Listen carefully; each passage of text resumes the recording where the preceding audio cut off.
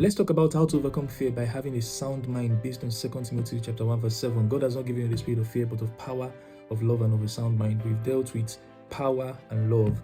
Fear is one of the most crippling emotions that can stand between a person and the fulfillment of their dreams. That scripture of 2 Timothy 1:7 is not just a comforting statement alone, it is a revelation of the keys or codes for overcoming fear. And we've already talked about power and love. Now let's talk about sound mind. I'm not a neuroscientist, but I will attempt to draw a simple connection between how the brain works and how a sound mind helps us to overcome fear. I believe that understanding this relationship can help us demystify some of the fear you experience. Most of the things we do physically, if not all, are controlled by our brain. From your body movement to your emotions, the feeling of fear, anxiety, pleasure, we interpret it by one part or the other of our brain. And I also believe that even when God speaks to you, maybe gives you an idea, you hear him with your spirit, but your brain interprets it through the filter of your past experiences or the information, the reference point. That reference point determines whether you believe God, what God has said or not. The same is true with negative. Your brain decides whether you accept it or reject them based on the pattern that already exists. And these patterns are neural pathways in your brain. When you think or perform an action, a specific sequence of neurons are activated. The more you do that thing, whether good or bad, the stronger the neural pathways.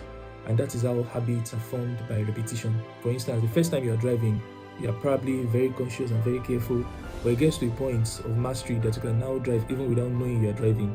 And the same applies to some other skills. Like at this point, you have built enough neural pathways. And neural pathways are the basis for everything that we do, our thought patterns, and even physical skills like riding bike, playing a musical instrument, and so on. Back to our scripture, God has not given you the spirit of fear, but of power, of love, and of a sound mind. A sound mind in this context is the mind that has built the neural pathways to be able to execute the visions, the dreams, and instruction that God places in your heart. There are pathways that reinforces faith and there are pathways that reinforces fear. But the good thing is that neural pathways are not permanent. Because of neuroplasticity, you can build new ones and you can weaken the old ones. One of the ways to build new ones is by learning. Go ahead and start developing your mind. So the strong mind is not just something that comes naturally. It is something that has to be activated. And one of the ways you activate it is by building new neural network consciously, by learning. As you read, you see patterns that helps you see the bigger pictures of what works, how it works, and the boundaries of the mind will be readjusted to see things differently and to reinvent. And we also see this pattern in the scripture.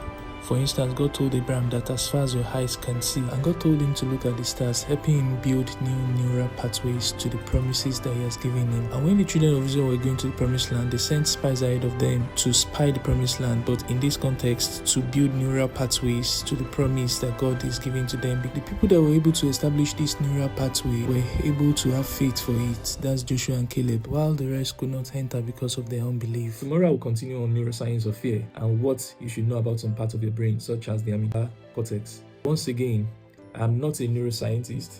I'm just relating what I've learned about fear to the anatomy of the human body. Hope it helps you. See you tomorrow.